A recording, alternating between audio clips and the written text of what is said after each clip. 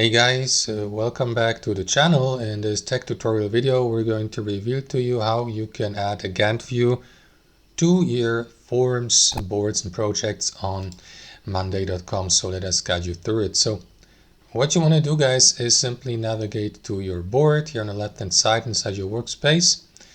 And as you can see, we have the default view, which is usually a table view.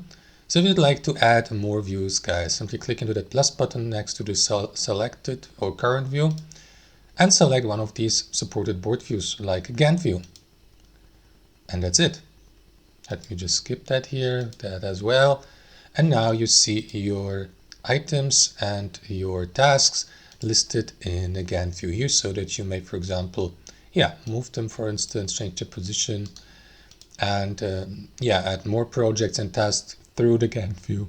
And that's it. I hope you enjoyed it, got some value from it, and we'll catch you later.